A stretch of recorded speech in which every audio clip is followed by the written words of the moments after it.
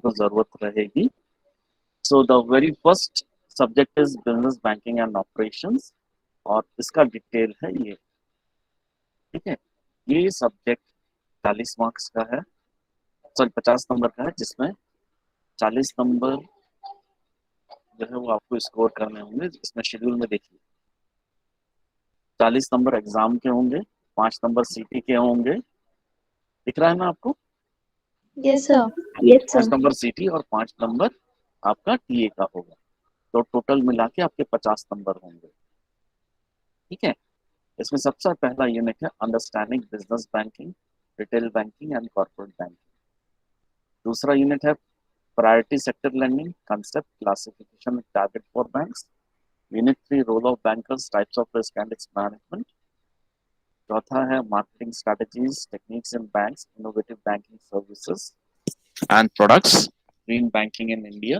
और पांचवा है contemporary issues in banking management. यानी हमें 5 यूनिट कंप्लीट करनी है, और हमें मैक्सिमम 8 से 10 क्लासेस मिलेंगी हर सब्जेक्ट में। वैसे तो ज़्यादा भी हो सकती है, मैं एक सिंपल सी बात कर रहा हूँ। लेकिन सबसे पहले आपको ये समझना है कि बैंकिंग क्या है। तो आपके हिसाब से बैंकिंग क्या है, तो बता सकता है? What is banking? पहले आप लोग बताइए, फिर हम लोग मैं बताता हूँ। सर सेफ्टी के साथ हम लोग के मनी को अगर सेव करके रखना है तो उसके लिए बैंक बहुत अच्छा है।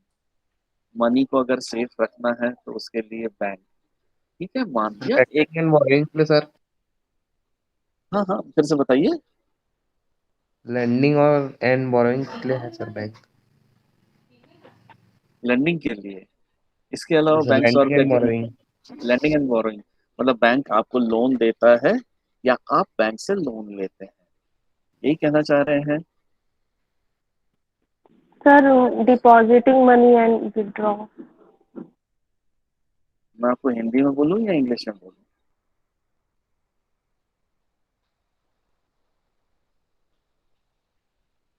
ऐसा कोई भी ट्रांजैक्शन जिसमें हम बैंक के साथ बिजनेस करते हैं, मतलब व्यवसाय के तौर पर बिजनेस के साथ डील करना, जिसमें हमारा डिपॉजिटिंग, मतलब जिसमें हम पैसा डिपॉजिट करते हैं, पैसा विड्रॉ करते हैं, ठीक है, और इसके लिए हम रिक्वेस्ट करते हैं एक लोन के लिए।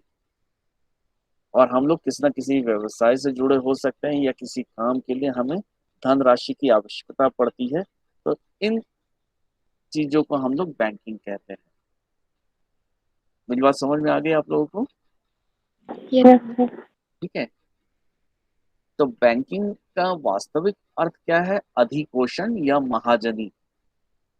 मतलब पहले समय में लोग महाजन जो होते थे या साहूकार होते थे, उनसे हम पैसा लेते थे, और उस पैसे को लेने के बदले में कोई ब्याज देते थे। That is what is called as महाजनी, जिसको हम महाजनी के तौर पे पूछते हैं। ठीक है, तो ये बैंकिंग ऑपरेशंस है। लेकिन आज के संदर्भ में अगर हम बात करें बैंकिंग की, तो बहुत सारे और चीजें भी इसके साथ जुड़ गई हैं। वो चीजें क्या हैं जो इसके साथ जुड़ी हैं? तो आज हमें सीखना है, पढ़ना है, बिजनेस बैंकिंग क्या होता है, रिटेल बैंकिंग क्या होता है, और कॉर्पोरेट बैंकिंग क्या होता है। ठीक है, ये तो फर्स्ट यूनिट का हिस्सा है, तो मैं फर्स्ट यूनिट की तरफ ही आप लोगों को ले जाता हूँ। आपके क्लास में कितने बच्चे हैं टोटल? 21 21। 21 सर। 21 है, ठीक है। तो सभी लोग धीरे धीरे जुड़ रहे हैं। अभी तक सिर्फ 12 लोग ज्वाइन हुए हैं। मैं चाहता हूँ अधिक से अधिक लोग जुड़ें। मैं आप लोग को ये नोट्स के तौर पे भी दे दूंगा, जो आपको दिख रहा है। क्या दिख रहा है आपको? Hello? Standing yes business. Sir, दिख रहा है sir. Understanding understanding business business banking. Banking. तो बिजनेस बैंकिंग क्या होता है? बिजनेस बैंकिंग को हम लोग कमर्शियल बैंकिंग या कॉर्पोरेट बैंकिंग भी कहते हैं। मैं इसको न दिखाते हुए भी आपको समझा सकता हूँ, मुझे कोई दिक्कत नहीं, लेकिन मैं चाह रहा हूँ कि आपके सामने आपको कुछ दिखे, ताकि आपको समझ में भी आए कि मैं क्या बताना चाह रहा हूँ। सो कोई भी बैंक आपको वित्तीय सेवाएं प्रदान करता है या फिर आपको बहुत तरह की एडवाइस देता है, परामर्श देता है। मतलब अगर मान लीजिए आपका कोई छोटा मोटा बिजनेस या बड़े बिजनेस है, जो कुछ भी है, इसमें बैंक आपको वित्तीय सेवाएं एवं परामर्श संबंधी सेवाएं प्रदान करता है। ये बिजनेस बैंकिंग का एक छोटा सा काम है। ये सारी सेवाएं जो हैं, हम बिजनेस की जरूरत के हिसाब से काट छाट करते रहते हैं, जिसमें हमारा सबसे प्रमुख काम है पैसे को जमा करना एक अकाउंट में। दूसरा है ऐसे प्रोडक्ट्स में लगाना जिसमें कोई इंटरेस्ट ना मिले, या फिर कहीं पर हम जमीन जायदाद खरीदने की कोशिश कर रहे हो, कहीं पर हमें बिजनेस आगे बढ़ाना है जिसके लिए हमें लोन्स चाहिए, या फिर हमें क्रेडिट फैसिलिटी, उधारी चाहिए। ठीक है, तो ये सारी चीजें मिलाकर हमारे बिजनेस बैंकिंग के कार्यकलाप हैं, जिसको कि हम लोग हर रोज के जिंदगी में प्रयोग में लाते हैं। तो इसके अलावा बैंक्स आपको एसेट मैनेजमेंट में भी मदद करता है और सिक्योरिटीज को अंडरराइट करने में भी मदद करता है। अंडरराइट का मतलब क्या होता है? एक ऐसी प्रक्रिया जिसके अंतर्गत एक व्यक्ति या एक संस्था कुछ फीस लेती है, ठीक है, और वो फीस किसके लिए लेती है? आप लोन ले रहे हो, आप इंश्योरेंस ले रहे हो, आप कहीं इन्वेस्ट करना चाह रहे हो, उसके बदले में एक फीस, छोटी सी मामूली एक रकम लेते हैं हम लोग, जिसको क्या हम लोग अंडर राइटिंग कहते हैं। ठीक है, मेरी बात समझ रहे हैं? Yes sir. Yes, sir. तो अंडर जो व्यक्ति आपके लिए कार्य करता है, वो जो फीस लेता है, उस व्यक्ति को हम लोग अंडर राइटर कहते हैं। यानी कि वो आपके लिए कई तरीके से रिस्क लेता है और उस रिस्क के बदले में एक छोटा सा प्रीमियम आपसे चाहता है, जिसको कि हम लोग अंडर राइटिंग कहते हैं या अंडर राइटिंग कमीशन कह सकते हैं। दूसरा पार्ट आता है एसेट मैनेजमेंट का। आपको दिख रहा होगा एसेट मैनेजमेंट, ये वाला। Yes sir. ठीक है, Yes, sir. तो एसेट मैनेजमेंट क्या है? एसेट मैनेजमेंट वो प्रैक्टिस है जिसमें हम अपने टोटल वेल्थ, यानी जो भी हमारी संपत्ति है, उसको बढ़ाने की कोशिश करते हैं समय दर समय। किस प्रकार से? कुछ चीजों को इकट्ठा करते हुए, कुछ चीजों को मेंटेन करते हुए, कुछ जगहों पर इन्वेस्ट करते हुए, कुछ जगहों पर व्यवसाय करते हुए हम अपने इन एसेट्स को, इन जायदाद को और आगे बढ़ाने की कोशिश करते हैं या उसको मैनेज करने की कोशिश करते हैं ताकि उसकी कीमत बढ़ जाए। जैसे कि आपके मम्मी डैडी हैं, उन लोगों ने कहीं ना कहीं अपना पैसा लगाया होगा जमीन जायदाद में, लगाया है या नहीं लगाया है? हाँ या ना में बोलो। यस सर, लगा है। लगाया है सर। अभी पैसा क्यों लगाया? अभी तो उनका जॉब चल रहा है, तो पैसा अभी लगाने का क्या मतलब है? क्या जरूरत है? क्या इसकी कोई जरूरत है? आप यस खुद सर, सोचिए। क्यों? फ्यूचर में। फ्यूचर फ्यूचर में, के लिए सर। फ्यूचर में हमें या तो उस जगह पे रहना है, या वहां घर बनाना है, या हो सकता है उस जमीन को जिसको हमने खरीदा उसको बेचना है। अगर बेचने के पर्पज से रखा है, that means you are managing your assets. आपने एक एसेट क्रय किया, मतलब एक संपत्ति खरीदी, और ये चाह रहे हैं कि उसकी कीमत बढ़े नियर फ्यूचर में। और ये निश्चित है कि समय के गुजरने के साथ ही कुछ जायदाद की कीमतों में वृद्धि होती है। That means there is an increase in the value of the asset which we try to manage. ठीक है, are you getting me? Yes, sir. Yes हाँ, सर। तो एसेट मैनेजमेंट प्रोफेशनल्स हमारे लिए बहुत तरह की सेवाएं देते हैं, जिस तरह से एक बैंक देता है, जो जिसको कि हम लोग कई बार ऐसा भी बोल सकते हैं कि जो एसेट मैनेजर है, वह हमारे लिए एक पोर्टफोलियो तैयार करने का काम करता है। इसलिए हम उसको पोर्टफोलियो मैनेजर भी बोलते हैं और फाइनेंशियल एडवाइजर भी बोलते हैं। पोर्टफोलियो क्या होता है? पोर्टफोलियो का मतलब होता है कि हम जितने, अच्छा एक सिंपल सा पहले एग्जांपल देना चाहूंगा। जैसे आप बाजार से अंडे खरीदने गए, बहुत सारे, मान लीजिए 100 150 अंडे खरीदे, क्या सारे के सारे अंडे एक बास्केट में रखेंगे? No sir, no sir. क्यों क्यों नहीं अलग रखेंगे? अलग जगह अगर अंडे का डिस्ट्रीब्यूट बास्केट करेंगे। गिर गया तो पूरा का पूरा अंडा टूट जाएगा और हम नुकसान में चले जाएंगे। तो पोर्टफोलियो मैनेज करने का मतलब है अपने सारे अंडे एक बास्केट में मत रखिए, यानी आप जो अपना पैसा है उसको सिर्फ एक जगह निवेश मत कीजिए, उसको अलग अलग जगहों पर इन्वेस्ट कीजिए, अलग अलग जगहों पर निवेश कीजिए, जिससे कि ये पता चलता है कि अगर एक जगह कहीं नुकसान होने के चांसेस बनेंगे या ऐसी कोई प्रोबेबिलिटी बनती है, तो उस जगह नुकसान होने के बाद भी हमें पूरी तरह से नुकसान ना हो। क्योंकि अगर हम सिर्फ एक ही जगह पैसा लगाएंगे और वहां ऐसा कोई रिस्क है जिसके कारण नुकसान होने की पूरी संभावना है, तब तो हम लोग पूरी तरह से डूब जाएंगे। तो ऐसे डूबने से बचने के लिए हम लोग अपने पैसे को कई जगहों पर इन्वेस्ट करते हैं, यानी कि हम लोग एक पोर्टफोलियो बनाते हैं, अपने सारे अंडे एक बास्केट में नहीं रखते हैं या सारे पैसे एक जगह निवेश नहीं करते हैं, जिसको कि हम लोग पोर्टफोलियो कहते हैं। तो जो हमारा एसेट मैनेजर है, एसेट मैनेजर कई बार मैं बैंक की बात कर रहा हूँ यहाँ पर, जो बैंक है वो एसेट मैनेजर की तरह काम करता है और आपके पैसे को अलग अलग जगहों पर इन्वेस्ट करता है। तो इस केस में जो बैंक है वो हमारा पोर्टफोलियो मैनेजर भी होता है और हमारा फाइनेंशियल एडवाइजर भी होता है। तो इसमें से कई सारे फाइनेंशियल एडवाइजर्स या पोर्टफोलियो मैनेजर्स अपने इंडिपेंडेंटली भी काम करते हैं, और कुछ लोग इन्वेस्टमेंट बैंक के लिए काम करते हैं और कुछ लोग फाइनेंशियल इंस्टीट्यूशंस के लिए काम करते हैं। तो एसेट मैनेजमेंट का मुख्य गोल क्या होता है? जो जिस भी एसेट में हम पैसा लगा रहे हैं, जिस भी पोर्टफोलियो में हम पैसा लगा रहे हैं, समय दर समय उसकी वैल्यू निरंतर बढ़ते जाए, और साथ ही साथ उसमें भले ही रिस्क हो लेकिन रिस्क के साथ साथ एक आवक के आने का प्रतिशत भी हो।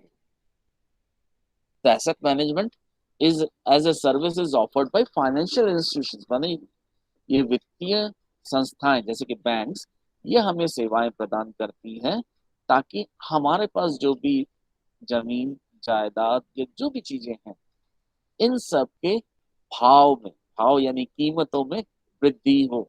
साथ ही साथ चाहे वो गवर्नमेंट एंटिटीज में लगाया हो, चाहे कहीं किसी कॉरपोरेशन में लगाया हो या कहीं पेंशन फंड में लगाया हो, कहीं भी लगाया हो, किसी हर जगह से हमें किसी न किसी रूप में उसकी कीमतों में वृद्धि मिले या टोटल वैल्यूएशन में इंक्रीज हो। तो जो एसेट मैनेजर्स हैं उनकी कुछ रिस्पॉन्सिबिलिटीज होती हैं क्लाइंट के बिहाफ पे। उनके क्लाइंट कौन हुए? हम लोग, जिन्होंने पैसा लगाया किसी बैंक में या इन्वेस्ट किया। तो वो हमारे बिहाफ पे डिसाइड करेंगे कि कौन सी चीज हमारे लिए अच्छी है, और ये गुड फेथ में होता है। That is what is called as asset management.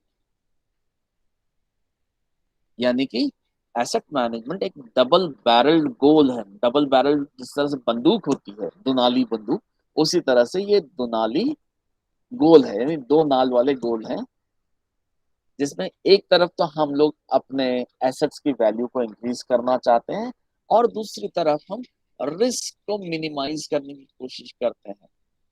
यानी कि एक क्लाइंट का टॉलरेंस लेवल होता है। हम पूछते हैं आप किस में जाना चाहेंगे, इक्विटी में डालना चाहेंगे, बॉन्ड्स में डालना चाहेंगे, डिबेंचर्स में डालना चाहेंगे, या फिक्स डिपॉजिट में डालना चाहेंगे, कहाँ डालना चाहेंगे?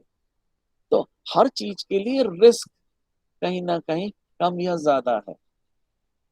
जैसे कि आप लोग अभी बिल्कुल यंग हैं, आप लोग एडवेंचरस हैं, ठीक है, तो आप लोग अभी किसी भी हद तक रिस्क ले सकते हैं क्योंकि आप लोग बहुत ज्यादा नहीं कमा रहे हैं। आपने जो भी आप पैसा कमाएंगे उसका अगर पैसा डालते हैं तो जितना ज्यादा रिस्क होगा उतना ज्यादा मिलने के चांसेस भी होंगे, और जितना कम रिस्क होगा उतना कम मिलेगा।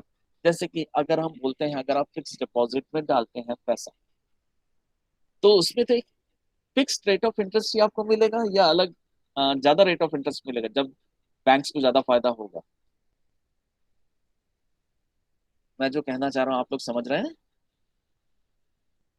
हेलो। Yes sir sir. एक बार रिपीट करिए। Yes sir. मैं कहना चाह रहा था कि अगर हम लोग फिक्स डिपॉजिट में पैसा डालते हैं, आपने देखा होगा अगर आपके माता पिता इनकम अर्न करते हैं यानी कहीं से सैलरी उठाते हैं, वेतन पाते हैं, तो उन लोग ज्यादा से ज्यादा पैसा कहाँ जमा करते हैं, कहाँ इन्वेस्ट करते हैं? एफडी में सर। क्यों एफडी सर। क्यों क्यों क्यों? सर कारण रिस्क रिस्क में कम हुआ कम उस होता पर है। रिस्क बिल्कुल सिक्योर नहीं। रहता है सर। हाँ, बहुत कम रिस्क रहता है, लेकिन रिस्क ना के बराबर होता है, क्योंकि जितना परसेंटेज ऑफ इंटरेस्ट आपको देने की बात कही, बैंक उतना इंटरेस्ट आपको देता है। हाँ ना? Yes sir. Yes sir. ठीक है, यस सर। यानी कि उसमें रिस्क ना के बराबर है, और आपके माता पिता की ये हार्ड अर्न मनी, मेहनत से कमाया हुआ पैसा है, तो उन लोग नहीं चाहते कि उनका पैसा कहीं जाके डूबे या उसकी वैल्यूएशन में कमी आए। तो ऐसे में एसेट मैनेजर का रोल क्या होता है?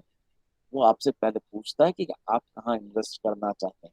आपके जिस तरह की रिस्क एपिटाइट होती है, मतलब रिस्क लेने की क्षमता होती है, उस हिसाब से वो स्टॉक, बॉन्ड्स, रियल एस्टेट या ऑल्टरनेटिव इन्वेस्टमेंट, म्यूचुअल फंड, जो भी सबसे बेटर चॉइस होता है, बेटर नोन चॉइस होता है, उसमें पैसा डालता है, ताकि आपका पैसा डूबे नहीं। आपके माता पिता भी फिक्स डिपॉजिट में इसलिए डालते हैं, उसमें जो मिलना वो फिक्स है, उससे कहीं कम नहीं होगा। जितना पैसा डालेंगे उसके ऊपर जो भी रेट ऑफ इंटरेस्ट, मान लो 5.5% है या 10%, जो भी है, उतना तो मिलेगा ही मिलेगा, आपका पैसा डूबेगा नहीं। लेकिन वही अगर आप इक्विटी में डालते हैं तो सबसे ज्यादा रिस्क, लेकिन सबसे ज्यादा परसेंटेज का फायदा भी आपको मिल सकता है। म्यूचुअल फंड्स में आप फिर अगेन पोर्टफोलियो बनाते हैं, जो मैंने पहले कहा कि आपने सारे अंडे एक बास्केट में मत रखिए, अलग अलग बास्केट में रखिए। इस तरह से म्यूचुअल फंड में भी हम अलग अलग फंड्स के अंतर्गत पैसा डालते हैं, जिसमें बॉन्ड भी होता है, सिक्योरिटीज भी होता है, शेयर्स भी होते हैं, सब कुछ होता है। तो हम लोग अलग अलग जगहों पर पैसा निवेश करते हैं ताकि हमें ज्यादा से ज्यादा रिटर्न्स मिले। तो जो आपका एसेट मैनेजर है यानी कि बैंक है, वो आपके लिए पैसे को अलग अलग जगह पर निवेश करता है, इन्वेस्ट करता है। ठीक है, इसका यस मतलब जो एसेट मैनेजर है यानी कि आपका बैंक है, हम उससे एक्सपेक्ट करते हैं कि वो सारी चीजों के लिए रिसर्च करे, मैक्रो और माइक्रो लेवल पे अलग अलग टूल से रिसर्च करे कि हमारा पैसा कहाँ डालना चाहिए मार्केट में। तो इसके लिए वो स्टैटिस्टिकल एनालिसिस करता है, ठीक है, कि मार्केट का ट्रेंड कैसा है, कॉर्पोरेट फाइनेंशियल एस्पेक्ट्स कैसे चल रहे हैं, किस तरह से उन लोग क्लाइंट्स के साथ डील कर रहे हैं। ये सारी चीजें एसेट मैनेजमेंट के अंतर्गत आती है। मेरी बात आप लोगों को समझ में आई? Yes sir. यस तो सर। तो ये जो बिजनेस बैंकिंग है, ये सारे काम करता है। ठीक है, यानी बैंक कितने सारे काम आपके लिए करता है। एक तो अंडरराइटिंग करता है, दूसरा एसेट मैनेजमेंट का काम करता है। पुराने समय में हमारे बैंक सिर्फ छोटी जगहों पे इन्वेस्ट करते थे जहां से पैसा मिलने की एक संपूर्ण संभावना होती है। अच्छा, मेरी आवाज क्लियर आ रही नहीं आ रही है? आ रही है सर। क्लियर है सर। मतलब अगर नहीं आ रही थी तो आप लोग मुझे कम से कम बता दीजिएगा, ताकि आप लोगों को मैं सारी चीजें बता सकूं अच्छी तरह से और आप लोगों को समझ में भी आए। नहीं, अगर यहाँ क्लियर नहीं होगी तो तकलीफ आएगी। जी सर। ठीक है, थैंक यू। आगे बढ़ते हैं। हमने ये देखा है कि आजकल बिजनेस बैंकिंग बहुत ज्यादा बढ़ गया, चाहे वो यूनाइटेड स्टेट्स हो चाहे इंडिया हो। बिजनेस सेक्टर भी लगातार बढ़ता जा रहा है, और इस नजरिए से बिजनेस बैंकिंग यानी कि या कमर्शियल बैंकिंग या कॉर्पोरेट बैंकिंग, ये भी लगातार बढ़ते, इसके कार्य क्षेत्र में भी विस्तार होता जा रहा है, वो उसमें बढ़ोतरी होती जा रही है। बीच में कमर्शियल बैंक्स करीब 2002 में ऑल ओवर द वर्ल्ड उन्होंने काम करना स्लो कर दिया था, क्योंकि बहुत सारे बैंक्स एक दूसरे के साथ मर्ज हो गए थे, या एक बैंक ने दूसरे को अपने में शामिल कर लिया था, एक्वायर कर लिया, एब्जॉर्ब कर लिया था। तो इस तरह से बहुत सारी चीजें हुई थी 2002 के आसपास में, जिस समय ये बैंकिंग ऑपरेशंस कम हुए। ठीक है, लेकिन जब वो सारे बैंक्स आपस में जुड़ गए, मर्ज कर गए, एक ने दूसरे को अपने में शामिल कर लिया, इस समय के बाद फिर से बैंकिंग एस्पेक्ट्स में या बैंकिंग के कार्य क्षेत्र में विस्तार हुआ है। ये देखिए, यहाँ पर मैंने आपको एसेट मैनेजमेंट के बारे में लिखा हुआ है। Asset management is the practice of increasing total wealth over time by acquiring, maintaining and trading investment that have the potential to grow in value. यानी एसेट मैनेजमेंट वो प्रैक्टिस है जिसके द्वारा हम अपने वेल्थ, वेल्थ का मतलब जायदाद मान लो, ठीक है, जायदाद में बढ़ोतरी चाहते हैं समय गुजरने के साथ। अब उस जायदाद को बढ़ाया कैसे जाए? बाय एक्वायरिंग, पहले खरीद के अपने साथ शामिल करके, दूसरा उसको मेंटेन करके, और तीसरा अलग अलग जगहों पर इन्वेस्टमेंट करके। ये एसेट मैनेजमेंट होता है। तो एसेट मैनेजर्स हमारे लिए, या एसेट मैनेजमेंट प्रोफेशनल्स हमारे लिए विभिन्न तरह की सेवाएं देते हैं, जिसको कि हम लोग पोर्टफोलियो मैनेजर्स या फाइनेंशियल एडवाइजर्स कहते हैं। इनमें से बहुत सारे लोग खुद अकेले काम करते हैं, कुछ सारे इन्वेस्टमेंट बैंक के लिए काम करते हैं, कुछ फाइनेंशियल इंस्टीट्यूशंस के लिए काम करते हैं। तो ये बैंक्स हमें किस तरह की सेवाएं देती हैं, ये देखिए कौन कौन सी सेवाएं देती हैं bank, services offered by banks. तो बिजनेस बैंक्स हमें अलग अलग तरह की सेवाएं प्रदान करती हैं हमारी जरूरत के हिसाब से, क्योंकि हर व्यक्ति की जरूरत अलग है, हर बिजनेस की जरूरत अलग है। इसके अलावा वो आपके बिजनेस को चेक भी करती है, आपके लिए सेविंग अकाउंट भी तैयार करती है, मतलब आपके लिए सेविंग अकाउंट बनाती है। सर आपकी आवाज ब्रेक हो गई है। मेरी आवाज ब्रेक हो रही है? अब ठीक है? हेलो, अब ठीक है? हाँ सही है सर। हाँ। कई बार जो बैंक्स हैं वो हमारे लिए सेविंग अकाउंट बनाने का काम करती है। उसमें हमारे द्वारा जो जमा हम लोग जो पैसा जमा करते हैं उस अकाउंट में डालती है। कई बार वो अलग अलग फाइनेंसिंग ऑपरेशंस में भी पैसा लगाती है, मतलब हमारे कहने के आधार पर कि हम लोग अगर कहीं पैसा जमा करना चाह रहे हैं तो उस आधार पर भी। आजकल आपने देखा होगा बहुत सारे बैंक्स आपके इंश्योरेंस का पैसा भी जमा करवा देती है। कई जगहों पर आपने देखा होगा कि कुछ ऑर्गेनाइजेशंस की पेमेंट उस बैंक में आती है, यानी ऑर्गेनाइजेशंस के वो पेरोल सर्विसेज का भी काम करती है, यानी कि जितने भी लोग किसी ऑर्गेनाइजेशन में काम कर रहे हैं उनको सैलरी देने का काम भी बैंक ही करती है। और वो कई बार आपको विभिन्न तरह के फ्रॉड से भी बचाती है। तो क्या क्या सर्विसेज एक बैंक के द्वारा दिए जाते हैं वो यहाँ मेंशन्ड है। सबसे पहला है बैंक फाइनेंसिंग।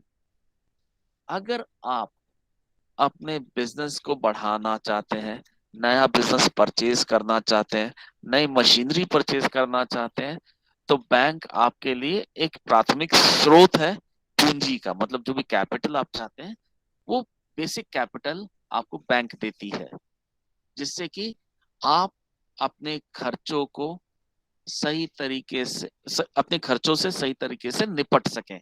यानी you can be able to meet your operating expenses, मतलब बिजनेस को चलाने के लिए जो पैसा चाहिए उस पैसे की जरूरत की पूर्ति आप आराम से कर सके। तो एक कंपनी की जैसी जरूरत है बिजनेस बैंक, वैसा ही आपको fix term loan, short term loan या लॉन्ग टर्म लोन्स प्रोवाइड करता है, या विभिन्न तरह के उधारी देता है। ठीक है? और कई बार एसेट के आधार पर भी लोन देता है। इसमें भी मैं आपको बताना चाहूंगा, फिक्स टर्म लोन का मतलब एक फिक्स समय के लिए पैसा दिया जाना। मान लीजिए 5 साल के लिए आपने लोन लिया, that is called as fix term loan. या आपने अपने बिजनेस को बढ़ाने के लिए एक बिल्डिंग खड़ी की और बिल्डिंग के लिए आपने पैसा लिया, मान लीजिए 10 साल का, that would be called as fix term loan, यानी आपने 10 साल के लिए पैसा लिया। लेकिन उसी आधार पर जब मैं आपने फिक्स टर्म लोन लिया तो उसी के बेसिस पे, उसी के आधार पर आपसे एक इंटरेस्ट भी लिया जाएगा। उसी तरह से हमारे पास शॉर्ट टर्म लोन होता है। शॉर्ट टर्म लोन 1 महीने से लेके 6 महीने तक और कई बार 1 साल तक के हो सकते हैं। लॉन्ग टर्म लोन 5 साल से 20 साल तक का हो सकता है। ठीक है? मेरी बात समझ गए आप लोग? Yes sir. और कई बार जायदाद के आधार पर लोन दिया जाता है। कई बार आप बैंक से लोन लेने जाते हैं तो लोन आपसे बैंक आपसे पूछता है आपके पास क्या है जो आप हमारे पास जमा करेंगे, क्योंकि आपने हमारे पास मान लीजिए कुछ नहीं दिया, हम आपको कैसे लोन दे दें। तो उस केस में आप अपने जायदाद को गिरवी रखते हैं, मॉर्गेज रखते हैं। ठीक है? कि आप हमारे ये जायदाद रख लीजिए, इसके कागजात रख लीजिए और इसके बदले में हमें आप पैसा दे दीजिए। That is asset based loan. ठीक है? Yes sir. हाँ। तो और कई बार बैंक्स आपको विभिन्न तरह की मशीनरी खरीदने के लिए, इक्विपमेंट्स खरीदने के लिए भी पैसा देती है, वो भी फिक्स्ड लोन के आधार पर या इक्विपमेंट लीजिंग के आधार पर आपको लोन देती है। इक्विपमेंट लीजिंग यानी जो भी सामान आपने खरीदा वो आपने लीज पे लिया, लीज की पूर्ति होने के बाद मतलब आपने उनसे उस चीज को लीज पे खरीदा। लीज मतलब एक टाइम बॉन्डिंग पीरियड रहता है, एक कॉन्ट्रैक्ट रहता है जिसको हम लोग भरते हैं, और उस कॉन्ट्रैक्ट के अंतर्गत ये लिखा जाता है कि वो सामान आप कितने साल तक यूज कर सकते हैं और उसके बाद वो सामान आपका हो जाएगा।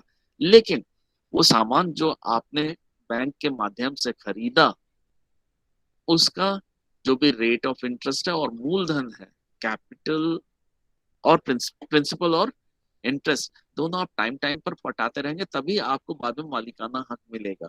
कई बार ऐसा भी होता है कि जो चीज लीज पे दी जाती है, after the completion of lease, lease के समय सीमा के खत्म होने पर वो सामान, वो वस्तु बैंक वापस भी ले सकता है। सो कई तरह के बैंक अलग अलग इंडस्ट्रीज को अलग अलग तरीके से लोन देती है, अलग अलग व्यक्ति को अलग अलग मदों पर ऋण प्रदान करती है, चाहे वो एग्रीकल्चर के लिए हो, कुछ किसी चीज के निर्माण के लिए हो, या फिर कोई नई जमीन या रियल एस्टेट में आपको निवेश करना हो। विभिन्न प्रकार से आपको फंडिंग प्रोवाइड करती है, जिसको कि हम लोग बैंक फाइनेंसिंग कहते हैं। Am I clear to everyone? Yes, sir. हाँ। Yes sir. दूसरा है, हाँ, दूसरा है कैश मैनेजमेंट, यानी आपके पैसे को मैनेज करना। इसी को हम लोग ट्रेजरी मैनेजमेंट भी कहते हैं। अच्छा, ऐसा तो कहीं नहीं जो मैं बता रहा हूँ आप लोगों को नहीं समझ में आ रहा हो? No, sir. ऐसा कोई भी हो जिसको नहीं समझ में आ रहा हो, मुझे इमीडिएटली बता दे, ताकि मैं कोशिश करूँ कि उनको भी समझ में आ जाए। ऐसा कोई है? नो सर, समझ आ रहा है। ओके, मैं चाहे तो इंग्लिश में भी बोल सकता हूँ अगर आपको जरूरत होगी तो। मैं हिंदी में सिर्फ समझाने की इसलिए कोशिश कर रहा हूं ताकि आप लोग आराम से उसको समझ सके और तैयार कर सके। हाँ, तो कैश मैनेजमेंट को हम लोग ट्रेजरी मैनेजमेंट भी कहते हैं। और कैश मैनेजमेंट का बेसिक कार्य है कि आप अपने बिजनेस को ज्यादा बेहतर तरीके से मैनेज कर पाए, जिसमें रिसीवेबल्स भी होता है, पेएबल्स भी होता है, कैश ऑन हैंड भी होता है और लिक्विडिटी भी होती है। रिसीवेबल्स यानी जो कि आप प्राप्त करने वाले हैं, पेएबल्स जहां आपको भुगतान करना है, कैश ऑन हैंड आपके हाथ में कितना पैसा है, या बैंक के पास आपका पैसा कितना लिक्विड फॉर्म में है। लिक्विड का मतलब तरल रूप में, मतलब प्योर कैश। तो आप कितना पैसा किस हिसाब से रखना चाहते हैं, ठीक है, उसके बारे में या उसके लिए बैंक कैश को मैनेज करता है। यानी बिजनेस बैंक कई तरीके के प्रक्रियाओं को अपनाता है जिससे कि आपके कैश को मैनेज किया जा सके, और जिससे आपको या आपके ऊपर या जो कैश आपका है उसके ऊपर कम से कम खर्चा है और ज्यादा से ज्यादा रिटर्न्स मिले। ठीक है, Yes, sir. कहीं कोई डाउट किसी को भी?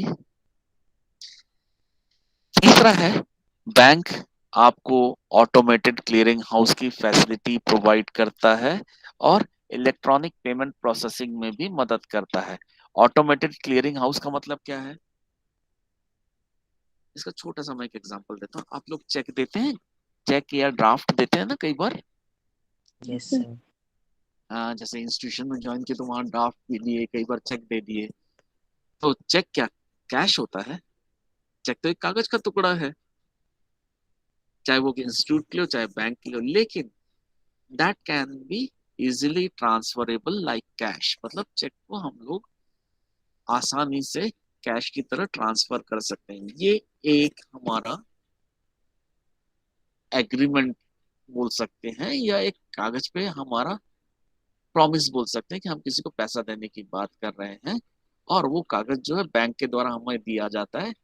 हमारे बैंक अकाउंट में, खाते में जितना पैसा, उसमें से कुछ पैसा दूसरे को देने के लिए। तो जितने चेक्स हम लोग बैंक में डालते हैं, मतलब मान लीजिए आपका अकाउंट एसबीआई में है और आपको किसी ने चेक दिया है यूको बैंक का, ठीक है, तो ऐसे में यूको बैंक का चेक एसबीआई कैसे क्लियर करेगा? तो ये सारे के सारे जितने बैंक है, चाहे एसबीआई है, चाहे यूको बैंक है, चाहे पंजाब नेशनल बैंक है, चाहे बैंक ऑफ बड़ौदा है, ये सारे लोग एक जगह ऊपर हर रोज एक बार जमा होते हैं, इकट्ठा होते हैं, और ये सारे लोग इन चेक्स का आदान प्रदान करते हैं। ठीक है, ताकि किस बैंक से कितना पैसा किस बैंक को जाना है, तो उन लोग वहां पर आपके अकाउंट्स की क्लियरिंग करते हैं। तो वो हाउस हमारा क्या कहलाता है? Automated clearing house. ठीक है, मतलब आपका चेक, मान लीजिए एसबीआई में आपने डाला, तो एसबीआई का एक बंदा गया उस क्लियरिंग हाउस में बैठा, दूसरे बैंक से मान लो UCO bank, Punjab national bank, Sindh bank, bank of Baroda, bank of Maharashtra, bank of Andhra, ये सारे लोग भी जाके वहां बैठे, वहां जाके फिर जितने भी हमारे चेक्स हैं, चेक्स के एक्सचेंजिंग होती है, और उतना पैसा फिर एक अकाउंट से दूसरे अकाउंट में ट्रांसफर करने का प्रोसेसिंग होता है। यानी कि आपके जितनी चीजें हैं उसको क्लियर करने की कोशिश की जाती है। उस हाउस को ऑटोमेटेड क्लियरिंग हाउस बोला जाता है। ठीक है, यस सर। अगर फिर भी नहीं समझ में आया तो इसका भी मैं आपको डिटेल दे सकता हूँ। ऑटोमेटिक क्लियरिंग हाउस वास्तव में एक नेटवर्क है जो कि इलेक्ट्रॉनिक फंड ट्रांसफर करने की कोशिश करता है एक सिस्टम के माध्यम से, जिसको कि हम लोग नाचा बोलते हैं, NACHA। इसका मतलब है national automated clearing house association. ये 1974 से स्टार्ट हुआ था। ठीक है, और इसमें हम लोग ऑटोमेटेड क्लियरिंग हाउस ट्रांजेक्शन्स को यूज करते हैं, चाहे वो पेरोल के लिए हो, चाहे डायरेक्ट डिपॉजिट के लिए हो, चाहे टैक्स रिफंड के लिए हो, चाहे कंज्यूमर बिल्स के लिए हो, चाहे टैक्स पेमेंट्स के लिए हो, या कुछ और अन्य तरह की पेमेंट। तो इन सारे चीजों का काम नाचा के द्वारा किया जाता है। ठीक है, यस नाचा सर। मतलब वो सिस्टम है, सिस्टम का नाम नाचा है, NACHA, national automated clearing house association. एक एसोसिएशन है, वो इन सारे एक्टिविटीज को परफॉर्म करता है, क्लियरिंग हाउस की एक्टिविटीज को। इसीलिए हम लोग ACH ऑटोमेटिक क्लियरिंग हाउस बोलते हैं इस एस्पेक्ट में। आप लोग को क्या दिख रहा है अभी सामने? आपके स्क्रीन पे क्या ACH। दिख रहा है? ऑटोमेटिक क्लियरिंग हाउस दिख रहा है? Yes yes sir. सर। ये देखिए जो मैंने काला किया, तो इसी यस। के आगे NACHA बन जाता है, एसोसिएशन एक होता है, तो इन सब चीजों को वर्कआउट करता है, काम करता है। ये साथ ही साथ आपके इलेक्ट्रॉनिक पेमेंट प्रोसेसिंग के लिए भी काम करते हैं। मतलब इलेक्ट्रॉनिक पेमेंट प्रोसेसिंग कैसे होती है? कार्ड के माध्यम से, क्रेडिट कार्ड, डेबिट कार्ड, या कोई बिजनेस कार्ड, ऐसा कुछ होता है, तो उसके माध्यम से हम लोग इलेक्ट्रॉनिक ट्रांसफर करते हैं। अब वो चाहे ATM में जाके करें, चाहे नेट बैंकिंग के माध्यम से करें। आप सब लोग नेट बैंकिंग जानते हैं? Yes sir. Yes sir. Net banking या मोबाइल बैंकिंग, वो यस। सारा भी इलेक्ट्रॉनिक पेमेंट प्रोसेसिंग का ही माध्यम है। तो उसमें भी वही बैंक ही मदद करते हैं।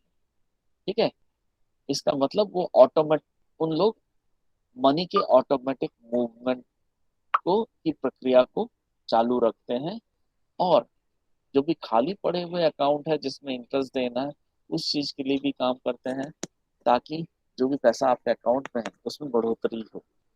लेकिन ये हर रोज होता है, सिर्फ एक दिन नहीं होता है। और बिजनेस, बहुत बहुत सारे बिजनेस हाउसेस क्या करते हैं, कुछ कस्टमाइज्ड ऑनलाइन प्लेटफॉर्म्स होते हैं, उसके द्वारा कैश को मैनेज करने की कोशिश करता है, चाहे वो सेविंग बैंक हो, चाहे वो सेविंग अकाउंट हो, चाहे करंट अकाउंट हो।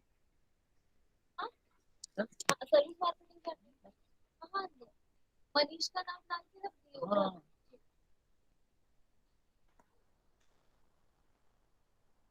नेक्स्ट है पेरोल सर्विसेज। पेरोल सर्विसेज का मतलब क्या हुआ? कई सारे बिजनेस हाउसेस के लिए वो सैलरी देने का भी काम करती है। यानी जो भी बिजनेस हाउसेस वो अपना पूरा पैसा बैंक में डाल देती है, और लिख देती है कि इनके इनके खाते में इतना इतना पैसा डाल दिया जाए। ठीक है, यस सर।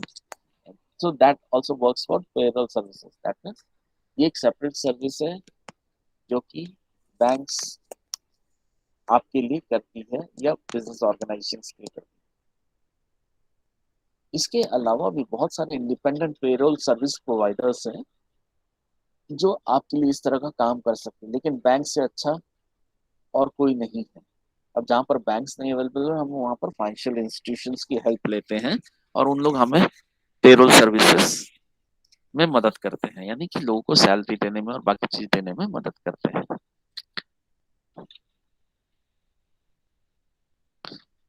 कई बार कुछ छोटे बिजनेस हाउसेज होते हैं या बिल्कुल नए बिजनेस हाउसेज होते हैं, मतलब बिजनेसेस होते हैं जो अपने खाते खुद तैयार नहीं कर पाती, अपने एक्सपेंसेस को मेंटेन नहीं कर पाती। तो ऐसे में ये बैंक्स आपके खाते को तैयार करने में भी मदद कर सकती है, खासकर पेरोल के संदर्भ में। ठीक है। इसके बाद आखिरी आता है फ्रॉड प्रोटेक्शन। जो बैंक्स हैं वो आपको, फ्रॉड का मतलब हेरा फेरी, ये तो समझते ही होंगे, फ्रॉड वर्ड तो आप लोग सुने ही होंगे। Yes sir. Yes sir. ठीक है, हाँ। Yes sir. तो बहुत सारे इंश्योरेंस फ्रॉड इंश्योर मतलब फ्रॉड को बैंक्स इंश्योर करा के चलती है, मतलब अगर इस तरह का कोई फ्रॉड होगा तो आपको कोई नुकसान नहीं पहुंचे, या आपके खाते में कोई हेरा फेरी करने की कोशिश करे, आपके अकाउंट से कोई पैसा निकालने की कोशिश करे, तो ऐसे में बैंक्स आपके अकाउंट्स को इंश्योर करके चलती है, ताकि अगर कभी ऐसा कोई फ्रॉड हुआ, आपके खाते से पैसे की निकासी हो किसी ऐसे व्यक्ति के द्वारा जिसको इसको निकालना नहीं चाहिए था, तो आपके नुकसान की भरपाई करती है। ठीक है, इन फ्रॉड्स को मैनेज करते हुए। मतलब कई बार आपको किसने नकली चेक दे दिया, नकली पैसा दे दिया, या आपको कुछ नकली डॉक्यूमेंट्स दे दिए, तो आप बैंक के पास जाते हैं, या आप किसी को पैसा देना चाहते हैं अपने बिजनेस के माध्यम से और वो व्यक्ति उस लायक नहीं है, वो हेरा फेरी करता है, तो ऐसे में भी बैंक्स आपको मदद कर सकती है। जब आप बोलते हैं कि आप इसके बैंक के खाते में देखिए ये क्रेडिट वर्दीनेस इसकी कैसी है, मतलब इसको क्या पैसा दिया जा सकता है या नहीं, तो बैंक आपके बिहाफ पे उस चीज को भी चेक करके आपको बताता है कि नहीं ये व्यक्ति वास्तव में ठीक है या नहीं है, या कहीं पर फ्रॉड होने के चांसेस हैं या नहीं, वो सारी चीजें आपको बताता है। कई बार वेंडर्स के द्वारा या एम्प्लॉयज के द्वारा भी फ्रॉड किए जाते हैं, तो इन फ्रॉड से भी आपको बचाने की कोशिश करता है, क्योंकि बहुत सारे ट्रांजैक्शंस या अकाउंट्स में ट्रांजैक्शंस ऐसे होते हैं जिसको आप आसानी से ट्रेस नहीं कर सकते, लेकिन क्योंकि बैंक का एक नेटवर्क सिस्टम है जिसके माध्यम से वो चेक करने की कोशिश करते हैं कि आपके खाते से किस गलत खाते में पैसा गया जिसमें नहीं जाना चाहिए था, उन लोग ऐसे खातों को ट्रेस कर सकते हैं। ठीक है, इसके यस ठीक है, ये मेन फंक्शंस हैं बैंक्स के, बैंकिंग फंक्शंस या सर्विसेज जो बैंक्स प्रोवाइड करती है। अब आते हैं retail banking versus corporate banking. Retail banking क्या होता है, कॉर्पोरेट बैंकिंग क्या होता है? अच्छा, रिटेल का मीनिंग क्या होता है पहले ये बता दीजिए मुझे, तो मैं भी थोड़ा सा क्लियर हो जाऊं, आप लोगों को आइडिया है कि नहीं है। रिटेल बिजनेस, होलसेल बिजनेस, सुने हो? Yes sir. हाँ, तो रिटेल बिजनेस क्या होता है? पहले मैं बिजनेस के बारे में बात कर रहा हूँ, उसका बैंकिंग का।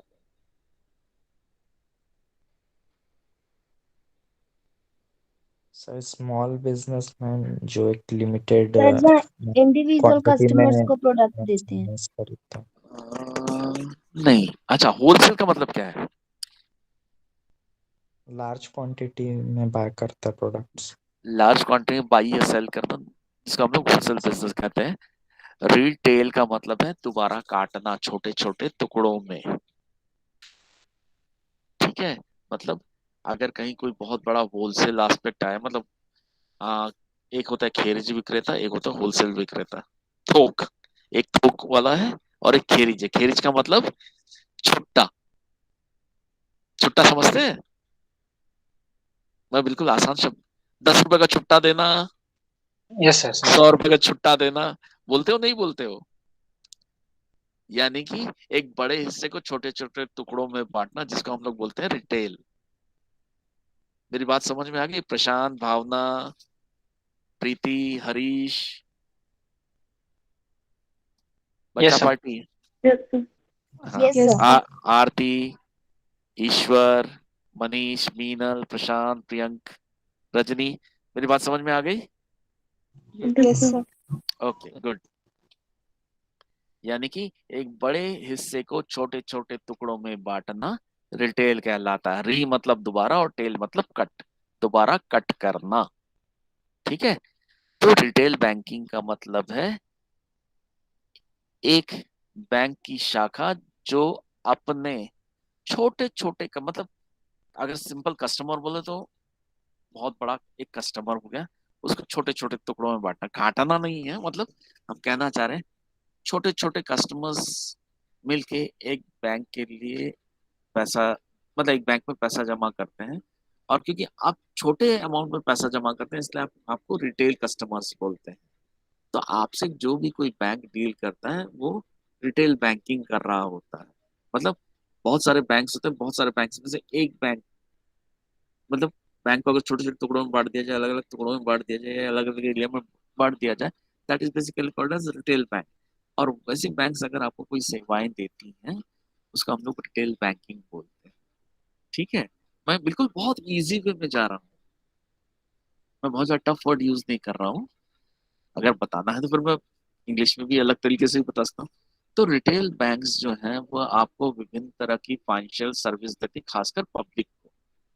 ठीक है, ये बैंकिंग का एक, बैंकिंग इंडस्ट्री का एक छोटा सा हिस्सा या कॉर्पोरेट बैंकिंग का एक छोटा सा हिस्सा है जिसमें हम लोग जनरल पब्लिक को डायरेक्टली फेस टू फेस अलग अलग तरह की सेवाएं देते हैं विभिन्न सिटी में, विभिन्न शहरों में। क्योंकि एक ही जगह पर अगर सारे कस्टमर्स आएंगे और हम लोग उनसे डील नहीं कर पाएंगे तो हम लोग अलग अलग ब्रांचेस, अलग अलग डिविजन्स बना देते हैं और उसके माध्यम से अपने कस्टमर्स को लोन, क्रेडिट, सेविंग अकाउंट की फैसिलिटी या अकाउंट को चेक करने की फैसिलिटी, ये सारी चीजें इंडिविजुअल्स लेवल तक प्रोवाइड करते हैं। इसको हम लोग रिटेल बैंकिंग कहते हैं। तो रिटेल बैंकिंग का वास्तव में मतलब है फाइनेंशियल सर्विसेज देना जनरल पब्लिक को, जिसमें हम लोग इंक्लूड करते हैं कंज्यूमर और पर्सनल बैंकिंग को। ये देखिए, आप बैंक के लिए कंज्यूमर है और आप अपने आप में एक व्यक्ति हैं। पर्सनल मतलब अपने आ, अपने लेवल तक। तो ऐसे वन टू वन सर्विसेज तक प्रोवाइड करना रिटेल बैंकिंग का एक हिस्सा है। साथ ही साथ ये कस्टमर्स को अपने पैसे को मैनेज करने में मदद करती है, विभिन्न तरह की बैंकिंग सेवाओं को लेने में मदद करती है, चाहे वो क्रेडिट हो या वित्तीय परामर्श हो। ठीक है, रिटेल बैंकिंग के तहत इतने सारे फंक्शंस होते हैं। ये देखिए, सबसे पहला है चेकिंग एंड सेविंग अकाउंट, यानी आपको सेविंग अकाउंट खोलने में मदद करता है। फिर जब भी आप ये जानना चाहते हैं कि आपके खाते में कितना पैसा है, वो आपको रिटर्न में भी दे सकती है, बोल के भी मदद कर सकती है, या आजकल इलेक्ट्रॉनिक सर्विसेज प्रोवाइड की गई है, एसएमएस के माध्यम से आप जितना पैसा निकालते हैं उसके बाद आपके खाते में कितना पैसा बचा है, तो ये कितना पैसा बचा ये सब जानने में आपको मदद करती है। That is called as checking. ठीक है, और सेविंग अकाउंट खोलने में मदद तो करती है, उसमें पैसा डालने में भी, डिपॉजिट करने में मदद करती है। इसके साथ साथ आप कोई पैसा जमा करते हैं उसके लिए वो आपको सर्टिफिकेट भी देती है, खासकर फिक्स डिपॉजिट के केस में। अगर आप अपने अमाउंट को फिक्स डिपॉजिट के तौर पर डालते हैं, जमा करते हैं, तो उसके एवज में वो एक आपको सर्टिफिकेट देगी कि आपने कितना पैसा वहां फिक्स करवाया हुआ है। ठीक है, yes no? Yes, sir. Yes, sir. ठीक। तीसरी चीज, किसी चीज को गिरवी रखकर आपको पैसा देना, मॉर्टगेज जिसको बोला जाता है। What is mortgage?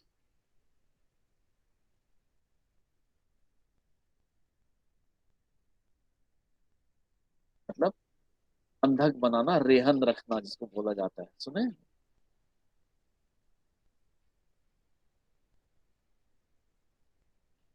इसको दूसरे शब्दों में कहा जाए, मैं उदाहरण के तौर पर आपको देता हूँ। अपने पैतृक ऋण दायित्व मोचन के लिए अपने मकान को गिरवी रखना, यानी अपने मकान को मॉर्टगेज रखना। यानी आपको ऋण चाहिए तो उसके बदले में आपने बैंक के पास कोई वस्तु गिरवी रखी है, that is what is called as mortgage. Mortgage. ठीक है। अगली चीज है Yes. Automobile financing. आपको कोई गाड़ी क्रय करनी, खरीदनी है, तो आप बैंक से कुछ पैसा, बैंक बोलती है क्या हम पूरा पैसा लगाएंगे या आप थोड़ा पैसा लगाओगे। हमेशा ये होता है कि आपको मिनिमम 20 to 25% पैसा खुद लगाना होता है, और उस बाकी आपको बैंक फाइनेंस प्रोवाइड करती है किसी गाड़ी को खरीदने में, चाहे वो 4 चक्का हो, चाहे 2 चक्का हो, चाहे 3 चक्का हो। आपको जैसी जरूरत है उस हिसाब से पैसा आपको प्रदान करती है एक ऋण के तौर पे, जिसको कि हम लोग ऑटोमोबाइल फाइनेंसिंग बोलते हैं। ठीक। अब वो ऑटोमोबाइल आप अपने पर्सनल यूज के लिए प्रयोग में ला रहे हैं या बिजनेस के प्रयोग में ला रहे हैं, उनको उससे कोई मतलब नहीं। वो सिर्फ आपको गाड़ी को खरीदने में फाइनेंस प्रोवाइड करती है, वित्तीय ऋण प्रोवाइड करती है। नेक्स्ट है क्रेडिट कार्ड। ऑलमोस्ट आजकल सारे के सारे बैंक्स क्रेडिट कार्ड फैसिलिटी आपको प्रोवाइड करते हैं, लेकिन क्रेडिट कार्ड वास्तव में होता क्या है? एक ऐसा कार्ड जिसके माध्यम से आप उधारी में सामान खरीदते हैं, पैसा बैंक के द्वारा दे दिया जाता है उस संस्थान को जहां से आपने सामान खरीदा, और क्रेडिट कार्ड के अंतर्गत आपको एक सेवा मिलती है कि आप एक निश्चित समय के अंतर्गत उस पैसे को वहां बैंक में जमा करें। जिस बैंक का क्रेडिट कार्ड है, क्रेडिट का मतलब वो उधारी, उधार, तो उधारी से संबंधित कोई कार्ड उसको क्रेडिट कार्ड बोला जाता है। लेकिन अगर आप समय सीमा के अंतर्गत पैसे को जमा नहीं कर पाते हैं तो उसके ऊपर बैंक सरचार्ज और इंटरेस्ट चार्ज करती है। ये तो पता होगा आप लोगों को, सबको पता है वैसे, लेकिन शायद कुछ लोगों को हो सकता ना पता हो। सबको पता है क्रेडिट कार्ड के बारे में? Yes. Yes, sir. Yes, ठीक है। नॉर्मल डेज, नॉर्मल सिचुएशन में क्या होता है, एक क्रेडिट कार्ड के ऊपर 50 दिन तक का मैक्सिमम जो मैं बोल रहा हूँ उतना लिमिट होता है। मतलब अगर आपने किसी चीज के लिए पैसा क्रेडिट कार्ड के माध्यम से पे किया है तो 50 दिन के अंदर आपको पैसा जमा करना होता है, या फिर आपको उसको ईएमआई में बांध लेना होता है। ईएमआई का मतलब इक्वेटेड मंथली इंस्टॉलमेंट। तो बैंक आपको क्रेडिट कार्ड की सेवा भी देती है, लेकिन क्रेडिट कार्ड आपको तभी लेना चाहिए जब आपको लगता है कि आप समय पर पैसा वापस कर पाएंगे। नहीं तो क्रेडिट कार्ड के ऊपर सरचार्जेस बहुत ज्यादा लगते हैं, यानी जितने का आपने खरीदा नहीं उसका 10 गुना तक कई बार पे करना पड़ जाता है। तो इसलिए क्रेडिट कार्ड को ऑलवेज यूज करते वक्त ध्यान रखिए कि आप उतनी ही परचेजिंग करें जिसका पैसा आप 50 दिन के अंदर पटा सकें। इसके ऊपर थोड़ा सा कुछ सरचार्ज लेंगे, लेकिन बहुत ज्यादा पैसा उसके ऊपर चार्ज नहीं किया जाता है। या फिर उसको इक्वेटेड मंथली इंस्टॉलमेंट ईएमआई में बांध लीजिए और हर महीने एक निश्चित अमाउंट वहां पर जमा करते चले जाइए। इसके साथ आता है लाइन्स ऑफ क्रेडिट, यानी कि उधारी देने की एक रेखा। किस लेवल तक आपको home equity lines of credit मिलता है या दूसरे तरह की उधारी आपको बैंक से मिल सकती है। इसके साथ साथ foreign currency and remittances services, ये क्या होता है? अगर आप एक देश से दूसरे देश में जा रहे हैं तो दूसरे देश में आपका पैसा, आपका रुपया सिर्फ कागज का टुकड़ा है, उनके लिए वो किसी मतलब का नहीं। हाँ या ना? Yes, sir. ठीक है। Yes, तो sir. आप अपनी करेंसी को फॉरेन करेंसी में कन्वर्ट करना चाहते हैं तो वो कन्वर्जन में आपको मदद करती है। जैसे कि आप अपने रुपए को डॉलर में बदलना चाहते हैं तो आप कितने रुपए देंगे तो $1 आपको मिलेगा। तो ये सेवाएं भी बैंक्स आपको प्रोवाइड करते हैं रिटेल बैंकिंग के तहत। मतलब अगर मैं अमेरिका जा रहा हूँ, अमेरिका जाते वक्त मैं मैक्सिमम कैश कितना ले जा सकता हूँ, कैरी कर सकता हूँ, कितना कैश कैरी कर सकता हूँ अपने साथ? कैरी करना मतलब अपने साथ ले जा सकता हूँ मैक्सिमम 3,000, $3,000, यानी कि हमारे मुद्रा के संदर्भ में कहा जाए तो करीब करीब 1,20,000 से 1.5 लाख रुपए के आसपास जो हम कैरी कर सकते हैं इन हैंड। लेकिन जिस देश में जा रहे हैं क्योंकि वहां पर हमारी मुद्रा का कोई मतलब नहीं है, तो हम अपने करेंसी को कन्वर्ट करते हैं दूसरे करेंसी में, उस देश की करेंसी में जिस देश में हम जा रहे थे। अगर हम अमेरिका जा रहे हैं तो वहां हमें डॉलर चाहिए होगा, तो हम रुपए को कन्वर्ट करेंगे। तो इसके बदले में जो बैंक से कुछ कमीशन चार्ज करती है और आपको वो विदेशी मुद्रा प्रदान कर देती है। लेकिन विदेशी मुद्रा डायरेक्टली प्रदान नहीं करते, आपको उसके बदले में पैसा देना पड़ेगा। मान लीजिए मैंने 1.5 लाख रुपए दिए तो उन्होंने मुझे $3,000 दे दिए, ऐसा। ठीक है। इसके अलावा लेन देन में भी मदद करती है रेमिटेंसी सर्विसेज। मतलब अगर दूसरे देश से कोई मुझे पैसा भेज रहा है या मुझे किसी को पैसा पटाना है या कुछ ऐसा करना है, तो उसमें भी दूसरे देश की करेंसी के तहत हमें पैसा लेन देन में भी मदद करती है। ठीक है, मेरी बात समझ गए सभी लोग? Yes, sir. Yes, sir. इसके बाद आता है retail Yes, sir. Okay, thank you बेटा। इसके बाद आता है रिटेल बैंकिंग क्लाइंट्स। जितने रिटेल बैंकिंग से संबंधित जितने क्लाइंट हैं उनको ये निम्न सेवाएं भी प्रदान की जाती है। ये 4। सबसे पहला है stock brokerage, discount and full service. अगर आप किसी कंपनी का स्टॉक का मतलब सिक्योरिटीज, शेयर्स, डिबेंचर्स, बॉन्ड्स कुछ भी खरीदना चाहते हैं तो उसमें एक ब्रोकरेज दिया जाता है। ब्रोकरेज का मतलब होता है कमीशन। मतलब ऐसी कोई चीज आजकल बैंक्स आपको डीमैट अकाउंट खोल के देती है, डीमेटलाइजेशन अकाउंट, जिसके तहत आप उन स्टॉक्स को, शेयर्स को, सिक्योरिटीज को खरीद सकते हैं। सरकारी, गैर सरकारी, पब्लिक, प्राइवेट, दोनों, हर तरह के बॉन्ड्स को आप खरीद सकते हैं और उसके बदले में वो एक शुल्क, एक कमीशन लेती है जिसको कि हम लोग ब्रोकरेज बोलते हैं। अब उस ब्रोकरेज में डिस्काउंट लेना है या फुल सर्विस लेना है वो आपके ऊपर डिपेंड करता है या बैंक के ऊपर डिपेंड करता है। आप अपने नियम और शर्त उनको बताएंगे, वो अपने नियम और शर्त आपको बताएंगे, जिसके तहत स्टॉक खरीदने बेचने हेतु ब्रोकरेज दिया जाता है, कमीशन दिया जाता है। तो ये काम भी बैंक्स करती है। नेक्स्ट, बैंक आपके लिए इंश्योरेंस देने का, इंश्योरेंस का पैसा पटाने का या इस तरह के बहुत तरह की सेवाएं आपको प्रदान करता है।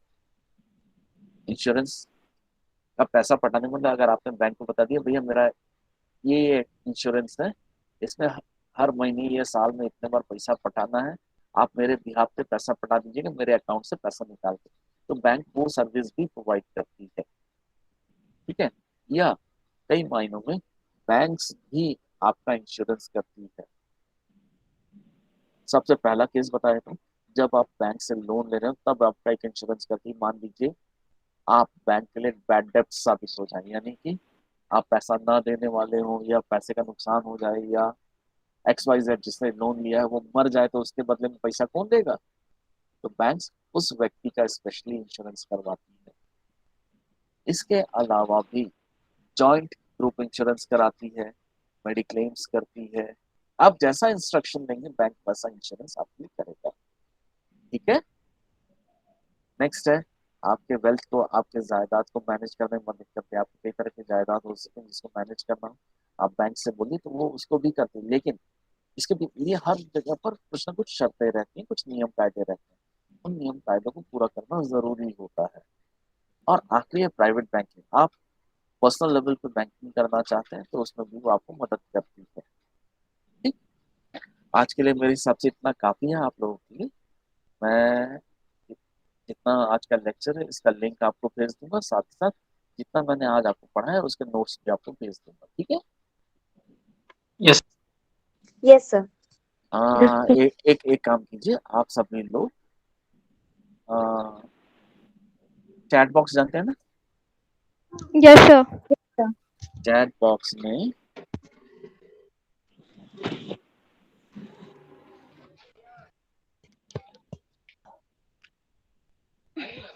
अपना अटेंडेंस दे दीजिए, अपना रोल नंबर और अपना नाम डाल दीजिएगा। सर रोल नंबर नहीं पता, नाम डाल दे। रोल नंबर नहीं जाता है? नहीं पता सर।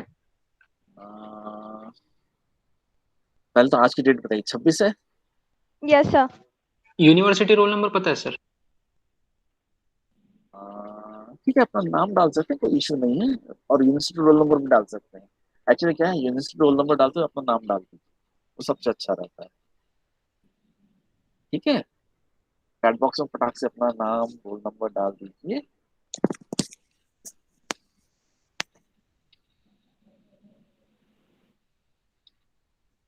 सभी लोग जितने लोग प्रेजेंट हैं।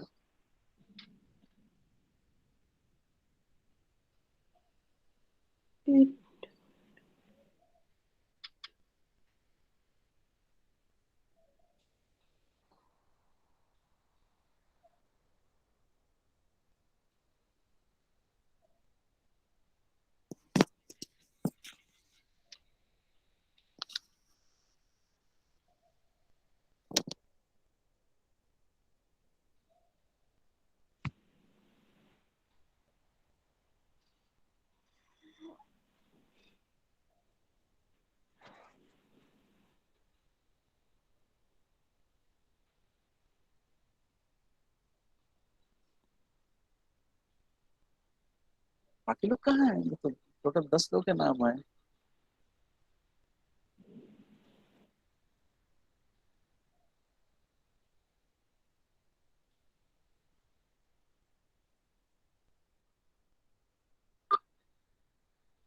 नौ लोगों के, बाकी लोग कहाँ हैं? क्योंकि मैं मीटिंग चैट बंद कर दूंगा तो फिर तकलीफ हो जाएगी, फिर सबका वो चला जाएगा।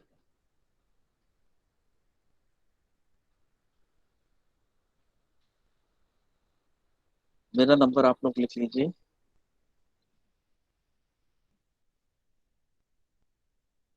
और मेरा ईमेल आईडी भी आप लोग लिख लीजिए।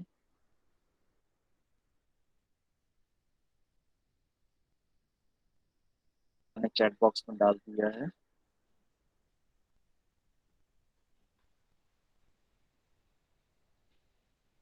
हाँ बेटा, सर सर आपने भी लाकर रिकॉर्डिंग किया मैं या आपको भेज लिंक सकते हैं भेज ग्रुप सकता में? हूँ, आप लिंक पर देख सकते हैं। ठीक है, ओके सर, मैंने जितना पढ़ा है सबको समझ थैंक यू में सर। आया? कोई ऐसा है जिसको नहीं समझ में आया? हाँ सर।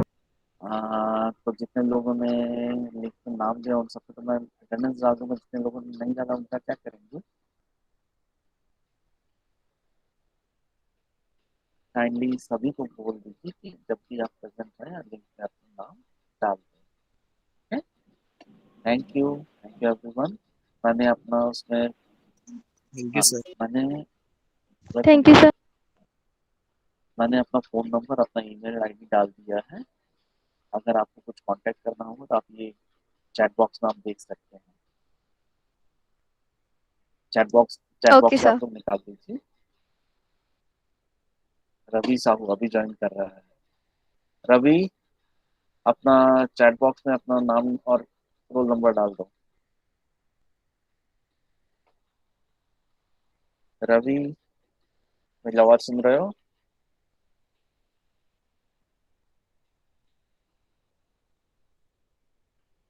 प्रियंक भी अभी डाला है। रवि, आप मेरी आवाज सुन रहे हो?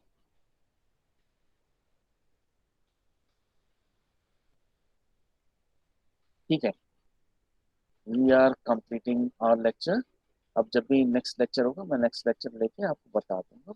इस सीन को खत्म कर देंगे हम लोग। ठीक है, वैसे ऑलमोस्ट कंप्लीट है लेकिन थोड़ा सा मुझे डिफरेंस बताने हैं, तो मैं नेक्स्ट क्लास में आप लोग को बता दूंगा। ठीक, thank you everyone. Thank you, sir. Thank you Thank you, sir. sir. Thank you.